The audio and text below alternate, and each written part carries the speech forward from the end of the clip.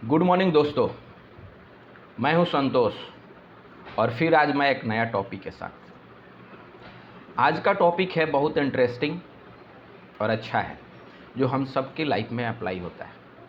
Topic का नाम है principle and process of selling. मैं इसके पहले टॉपिक में आपको बता चुका हूं कि दुनिया में कोई भी आदमी नहीं है जो सेल्स नहीं कर रहा है। केवल सेल्समैन ये नाम से कुछ लोग चिढ़ता है, लेकिन कोई भी ऐसा आदमी नहीं है जो सेल्स नहीं करता है। आप मेरा पुराना वीडियो देख सकते हैं।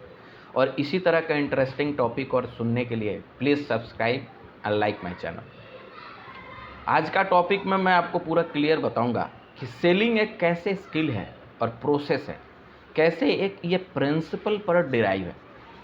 क्योंकि बहुत सारे लोग सोचते हैं कि सेलिंग का कोई टेक्निक नहीं है, कोई टीचिंग नहीं है, कोई सिस्टम नहीं है, बस अनुभव। ज़रूर अनुभव इसमें ज़्यादा मैटर करता है, लेकिन ये भी एक प्रोसेस है, ये भी एक प्रिंसिपल पर डिराइव्ड है।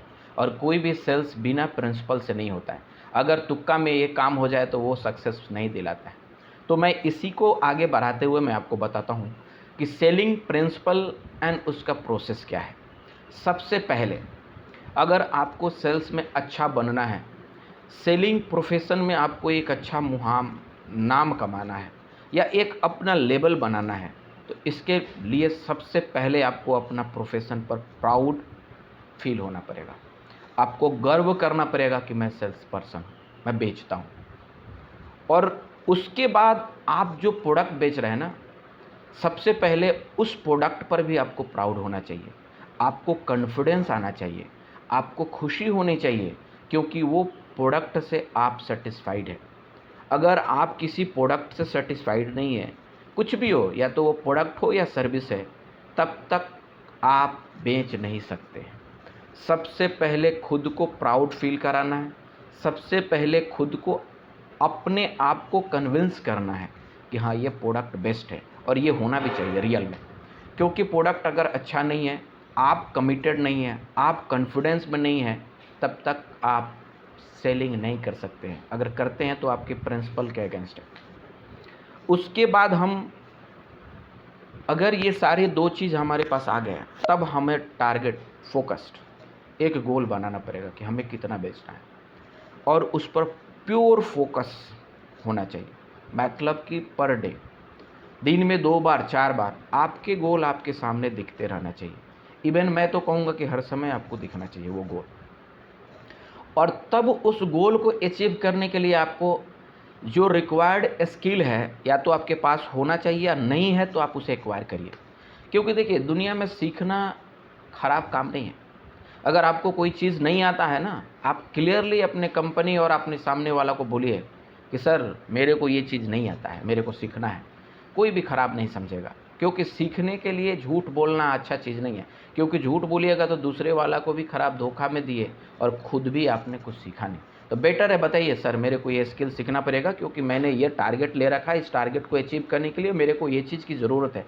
कंपनी भी हो सके सपोर्ट करे, अदरवाइज आप खुद का इन्वेस्ट करके वो स्किल एक्वायर करिए, क्योंकि आपकी वो स्किल आपके लिए वैल्यूएबल होगा। जब ये स्किल पूरा आपके पास आ जाएगा, तब एक टीम एफर्ट चाहिए। मान लीजिए आपने कोई भी सेल टारगेट लिया, तो केवल आपसे तो पूरा होगा नहीं, आपके अंदर टीम भी होंगे, या जो भी वो सिस्टम होगा, तो सारे को अलाइंड एक डायरेक्शन में होना चाहिए। ऐसा नहीं कि कोई पूरब जाए, कोई पश्चिम जाए, कोई उत्तर, कोई दक्षिण, तो फिर आपके टारगेट नहीं होगा, आपका सेल्स नहीं होगा, आपका सेल में फेल हो जाइएगा। क्योंकि ऑर्गेनाइज एफर्ट ज़रूरी है। और जब आप अपने सिस्टम को एक डायरेक्शन में फोकस करा देंगे, हर किसी का एफर्ट केवल एक डायरेक्शन की ओर जाएगा, तब आपको रिजल्ट आना शुरू होगा, और तब आपको अपना कमिटेड सेल्स के तरफ बढ़ना होगा।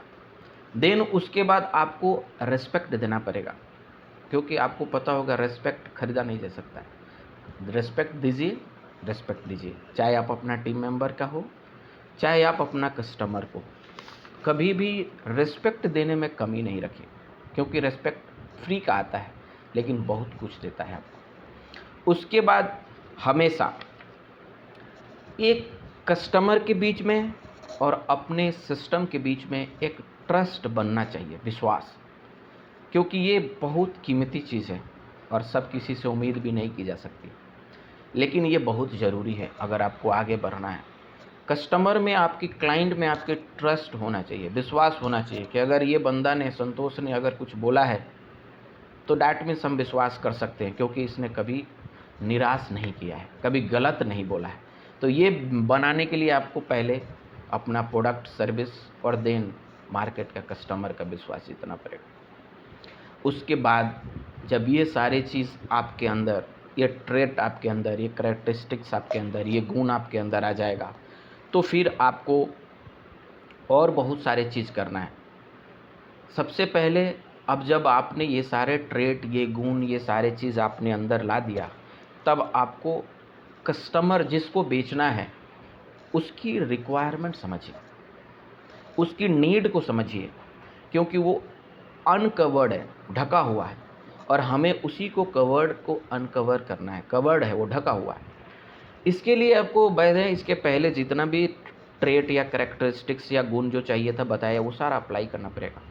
और जैसे ही आप कस्टमर के नीड को अनकवर करिएगा ना, तब आपको पता चल जाएगा कि एक्चुअली इस कस्टमर की ज़रूरत क्या है। और जब ज़रूरत पता चल जाएगा तो प्रोडक्ट आपके पास है, बस उसे बेच देना है। और जब ज़रूरत के हिसाब से किसी को आप प्रोडक्ट देते हैं, और वो भी सही प्रोडक्ट जो उसके रिक्वायरमेंट को फुलफ़िल करे, उसके लाइफ में वैल्यू ऐड करे, उसकी पैसा का एक कॉस्ट का जो पैसा लगा रहा है, खरीद रहा है, उसकी एक वैल्यू दे, बेटर वैल्यू दे, तो फिर आप ट्रस्ट कस्टमर का जीत सकते हैं। और वो आपका क्लाइंट आपके लिए कभी भी वेट कर सकता है इन फ्यूचर। सेल करने के बाद आपका काम ख़त्म नहीं होता है। जब आप सेल्स कर दीजिएगा, ये दोनों सब आइडेंटिफाई करने के बाद, देन आपका काम रियल में शुरू होता है। वो काम क्या है? पोस्ट सेल सर्विस, क्योंकि इसी पर आपकी भविष्य टिकी होती है, इसी पर आपकी फ्यूचर का सेल टिका रहता है। और आपको भी पता है कि अगर रिपीटेड सेल नहीं होगा तो आप, हम, कोई भी आदमी सेल्स का वॉल्यूम बढ़ा नहीं सकते। कोई कंपनी बहुत बड़ी नहीं हो सकती है जब तक उसकी रिपीटेड सेल नहीं हो। और repeated sale post sale service से भी होती है। सेल्स के बाद जो आप सर्विस देते हैं, जो आपने कस्टमर को कमिट किया है, वारंटी, गारंटी, एनीथिंग्स, जो भी आपने बोल रखा है कि ये चीज़ इस प्रोडक्ट की क्वालिटी है, जो मिलना चाहिए, अगर उस पर वो नहीं उतरता है, आप इमीडिएट बेसिस पर उसको सॉल्यूशन दीजिए, जो भी प्रॉब्लम आता है। तब आप देखिए ना, मेरे को लगता है कि आपको दोबारा उस कस्टमर के पास सेलिंग नहीं करना पड़ेगा, बस जाकर उसके रिक्वायरमेंट को अनकवर करके और उसे बता देना है कि ये आपके लिए सॉल्यूशन है, आपका बिक जाएगा। ये जितना एफर्ट आपने फर्स्ट टाइम लगाया, हो सके दूसरा बार अगर आपने उस कस्टमर को सेटिस्फाइड कर दिया ना, 10% भी नहीं लगाना पड़ेगा। तो इसमें किसका कॉस्टिंग बचा? आपकी बची और आपकी कंपनी के भी बची। इसीलिए मैं कहता हूँ कि सेलिंग में कोई चीटिंग नहीं। सेलिंग एक ट्रांसपेरेंट और बहुत ट्रस्टवर्दी प्रोसेस है। इस प्रोसेस में अगर ट्रांसपेरेंसी नहीं रहेगी, विश्वास नहीं रहेगा और सर्विस का प्रोडक्ट अच्छा नहीं रहेगा, तो फिर वहाँ पर आप काम मत करिए, आप वो प्रोडक्ट नहीं बेचिए, क्योंकि इससे आपकी सेलिंग प्रोफेशन बर्बाद हो जाएगा। और मैं तो यही कहता हूँ कि सबसे पहले अगर कोई चीज़ आपको बेचना है तो पहले खुद को बेच लीजिए।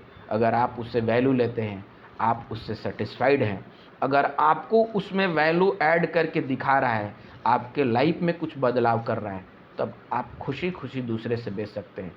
क्योंकि सबसे पहले टेस्टिंग खुद पर होना चाहिए, कस्टमर और क्लाइंट पर नहीं। धन्यवाद दोस्तों। मुझे उम्मीद है कि आपको मैं कुछ इस वीडियो के माध्यम से वैल्यू दे पाया हूँगा। धन्यवाद।